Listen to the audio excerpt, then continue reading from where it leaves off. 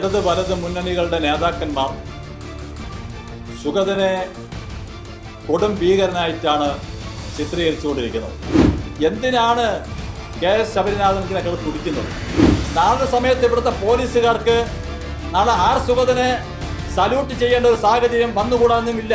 LDF സംബന്ധിച്ചിടത്തോളം ഇത് ജനങ്ങളെ മുമ്പിൽ ഒന്ന് ഞങ്ങളെ ഭരണം നഷ്ടപ്പെട്ടു, അതിന് നിരാശയൊന്നുമില്ല എന്ന് കാണിക്കാൻ വേണ്ടിയുള്ള ഗിമ്മിക്സ് ആയിരുന്നു. CPM-ന്റെ കളിപ്പാവയായിട്ടാണ് ശബരിനാഥൻ കഴിഞ്ഞ ഒരു മാസമായി മാറിയിരിക്കുന്നത്. ശബരിനാഥൻ ഉപദേശം കൊടുക്കുകയാണ്, വാക്കുകൾ പറയുമ്പോൾ നോക്കി വേണം പറയാൻ. എല്ലാവർക്കും നമസ്കാരം. വാഴോട്ടുകോണം കൗൺസിലർ സുഗതൻ കഴിഞ്ഞ ഒരു മാസക്കാലമായി ഇടത് വലത് മുന്നണികളുടെ നേതാക്കന്മാർ സുഗതനെ കൊടും ഭീകരനായിട്ടാണ് ചിത്രീകരിച്ചുകൊണ്ടിരിക്കുന്നത്. ഇവരുടെ പ്രസ്താവനകളും ഇവരുടെ സംസാരങ്ങളും കേട്ടാൽ സുഗതൻ നൂറുകണക്കിന് ആൾക്കാരെ കൊലപ്പെടുത്തിയ കൊടും ഭീകരനാണ്, തീവ്രവാദിയാണ് എന്നുള്ള നിലയിലാണ് ശിവൻകുട്ടിയുടെ നേതൃത്വത്തിലുള്ള LDF-ഉം ശബരിനാഥിൻ്റെ നേതൃത്വത്തിലുള്ള UDF-ഉം ചേർന്നുള്ള ഇന്ത്യ മുന്നണി നേതാക്കന്മാർ പറയുന്നത്.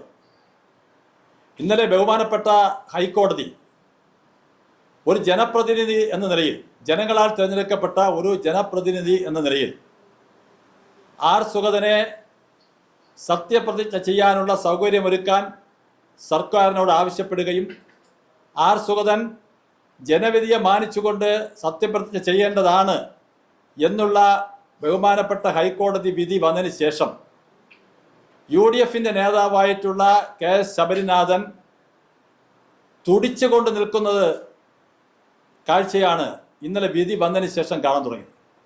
എന്തിനാണ് KS ശബരിനാഥൻ ഇങ്ങനെ തുടിക്കുന്നത്? പൊതുസമൂഹത്തിന് മനസ്സിലാകുന്നില്ല, ഞങ്ങൾക്ക് ആർക്കും മനസ്സിലാകുന്നില്ല. എന്തിനാണ് ഈ തുടിപ്പ്? ശബരിനാഥൻ ഒന്ന് മനസ്സിലാക്കണം.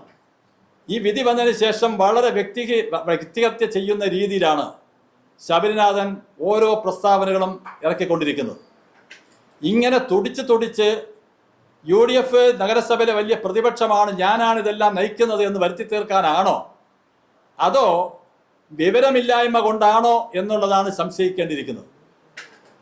ശബരിനാഥൻ പറഞ്ഞത് ഇനി തലയിൽ മുണ്ടിട്ട് വേണം നഗരവാസികൾ നടക്കേണ്ടതെന്നാണ്. ഒരു കാര്യം ചെയ്യാം, ശബരിനാഥന് BJP-യുടെ കണക്കായിട്ട് ഒരു കെട്ട് മുണ്ട് വാങ്ങിക്കൊടുക്കാം.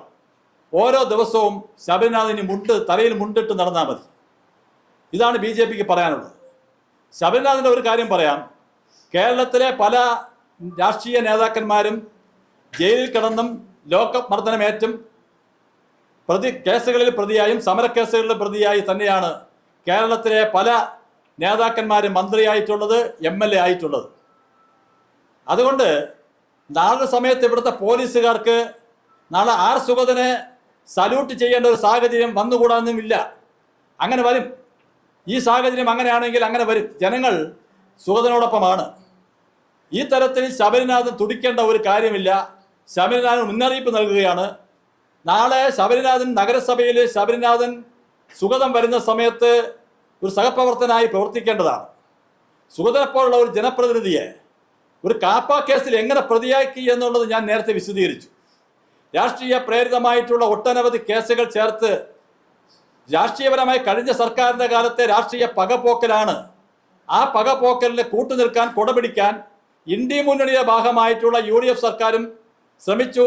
അതിന് തീരുമാനമെടുത്താണ് കാപ്പ ബോർഡ് സുഗതൻ്റെ കാപ്പ അംഗീകരിച്ചത്. അത് ഞങ്ങൾ നിയമപരമായി ബഹുമാനപ്പെട്ട കോടതികളുണ്ട്, ഞങ്ങളത് നിയമപരമായി പോകും. നിയമപരമായി പോയി സുഗതനെ തിരിച്ചു കൊണ്ടുവരുമെന്നുള്ള കാര്യത്തിൽ യാതൊരു സംശയവും വേണ്ട. അത് ശബരിനാഥനും വേണ്ട, ബഹുമാനപ്പെട്ട മുൻ മന്ത്രി ശിവൻകുട്ടിക്കും വേണ്ട. ഇവർക്ക് രണ്ടുപേർക്കാണ് ഏറ്റവും കൂടുതൽ തുടിപ്പുള്ളത്. ഇവർക്ക് തുടിച്ചിട്ടൊന്നും കാര്യമില്ല. ഇവിടെ കോർപ്പറേഷൻ ഭരണം കഴിഞ്ഞ 6 മാസക്കാലമായി നല്ല രീതിയിൽ പോവുകയാണ്. നല്ല രീതിയിൽ പോകുന്നു എന്നുള്ളത് പൊതുസമൂഹം അംഗീകരിക്കുകയാണ്. ഈ ഭരണസമിതിയെ ഭരിക്കാൻ അനുവദിക്കണമെന്നാണ് ഇവിടെ ജാതിക്കും മതത്തിനും രാഷ്ട്രീയത്തിനും അതീതമായി പൊതുസമൂഹം ജനങ്ങൾ പറയുന്നത്. കഴിഞ്ഞ കുറച്ച് ദിവസങ്ങളായി കോർപ്പറേഷൻ ഓഫീസിന് മുമ്പിൽ കുടിൽകെട്ടി സമരം ചെയ്ത LDF ഇപ്പൊ എവിടെ പോയി? സുഗതൻ സത്യപ്രതിജ്ഞ ചെയ്ത ആ നിമിഷം സമരം നിർത്തി പോയെന്നാണ് അറിഞ്ഞത്. അപ്പൊ ഇതുവരെ ദിവസം അവർ സമരം എന്തിനാ ചെയ്തത്? സുഗതനെ പുറത്താക്കാനാണ്. സുഗതനെ പുറത്താക്കാനുള്ള കാര്യങ്ങളുണ്ടോ?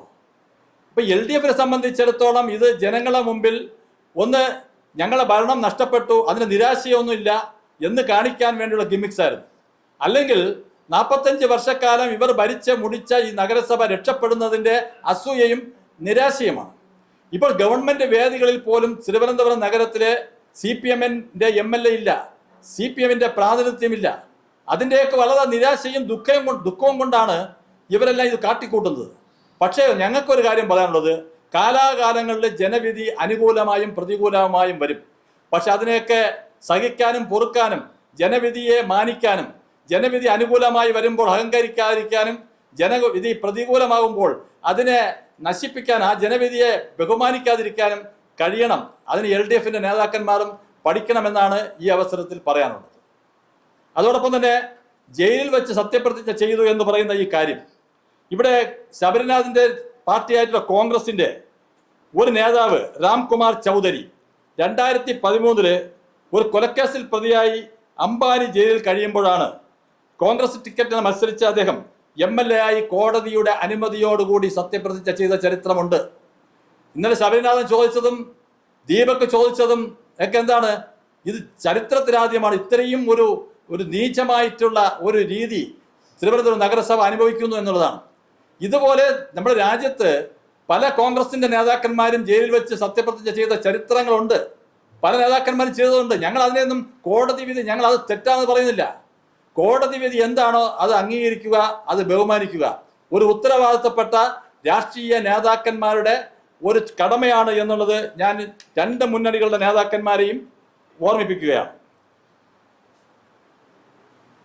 CPMന്റെ കളിപ്പാവയായിട്ടാണ് ശബരിനാഥൻ കഴിഞ്ഞ ഒരു മാസമായി മാറിയിരിക്കുന്നത്.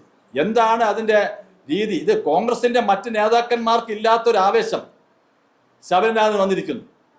അവിടെ ശബരിനാഥൻ, ഞാൻ ഇപ്പോൾ വീണ്ടും ആവർത്തിക്കുന്നു, ശബരിനാഥന് ഒരു ഉപദേശം കൂടെ ഞാൻ കൊടുക്കാൻ ആഗ്രഹിക്കുന്നു. വലിയ ആവേശത്തിൽ പറയുമ്പോൾ വാക്കുകൾ തെറ്റല്ലേ.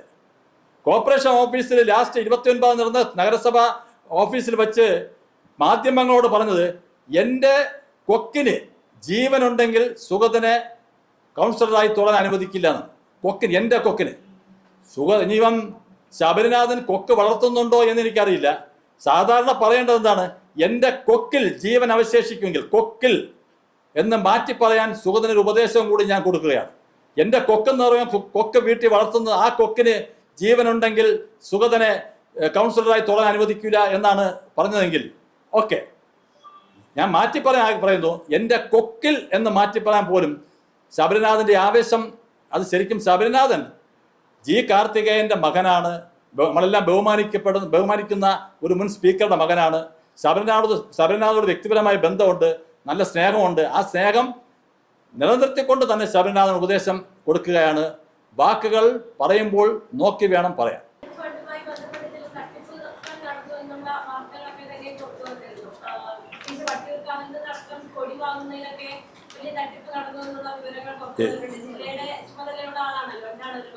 എൻ്റെ ശ്രദ്ധയിൽപ്പെട്ടിട്ടില്ല. പിന്നെ വ്യക്തമായിട്ടും സംസ്ഥാന അധ്യക്ഷൻ കൃത്യമായിട്ടും പറഞ്ഞിട്ടുണ്ട് 2 ദിവസത്തിന് മുമ്പ്, ഈ തെരഞ്ഞെടുപ്പുമായി ബന്ധപ്പെട്ടുള്ള എല്ലാ ഓഡിറ്റിങ്ങും കൃത്യമായിട്ട് നടന്നിട്ടുണ്ട്. ഇതിലൊന്നും ഒരു ക്രമക്കേടും ഞങ്ങൾ കണ്ടിട്ടില്ല. തിരുവനന്തപുരം സിറ്റി ജില്ലയ്ക്കകത്തുള്ള നിയോജക മണ്ഡലമാണ് വട്ടിയൂർക്കാവ്. വട്ടിയൂർക്കാവിൻ്റെ കാര്യത്തിലും എൻ്റെ ശ്രദ്ധയിലോ ജില്ലാ കമ്മിറ്റിയുടെ ശ്രദ്ധയിലോ അങ്ങനൊരു കാര്യം പെട്ടിട്ടില്ല. അതൊക്കെ ആ അന്വേഷണം നടത്തേണ്ട കാര്യമില്ല. വ്യക്തമായും സംസ്ഥാന അധ്യക്ഷൻ പറഞ്ഞ സ്ഥിതിക്ക് അതിലോട്ട് ഞാൻ പറയുന്നത് ശരിയല്ല, പറയേണ്ട കാര്യമില്ല. പാർട്ടിയുടെ സംസ്ഥാന അധ്യക്ഷൻ വ്യക്തമായിട്ടും രേഖാമൂലം മാധ്യമങ്ങൾക്കും പൊതുസമൂഹത്തിനും അതിൻ്റെ കാര്യങ്ങൾ അറിയിച്ചിട്ടുണ്ട്. അതിനപ്പുറം ഞാൻ അതിനെക്കുറിച്ച് പറയേണ്ട കാര്യമില്ല. നടക്കാത്ത കാര്യം നടന്നു പറയാൻ പറ്റുമോ? അത് നടന്നിട്ടില്ല എന്ന് പറയേണ്ട കാര്യമില്ല. അങ്ങനെ സംഗതി ഇല്ലല്ലോ, അങ്ങനെ സംഭവം ഇല്ല. ഇല്ലാത്ത കാര്യങ്ങൾ നമ്മൾ പറയേണ്ട കാര്യമില്ല, ചർച്ച ചെയ്യില്ല. നമുക്ക് നാട്ടിൽ ഒട്ടനവധി കാര്യങ്ങൾ ചർച്ച ചെയ്യാനുണ്ട്, എന്തെല്ലാം കാര്യങ്ങൾ നമുക്ക് ചർച്ച ചെയ്യാനുണ്ട്. ഒരു സുഗതൻ്റെ പുറകിലും BJPയുടെ പുറകിലും മാത്രം എല്ലാവരും പോട്ട കാര്യമില്ല. നാട്ടിൽ എന്തെല്ലാം കാര്യങ്ങൾ നടക്കുന്നു, എന്തെല്ലാം പ്രശ്നങ്ങളുണ്ട്, ജനങ്ങളുടെ പ്രശ്നങ്ങൾ, എന്തെല്ലാം പ്രശ്നങ്ങൾ ചർച്ച ചെയ്യാനുണ്ട്. അതിലേക്കൊക്കെ നമുക്ക് പോവാം.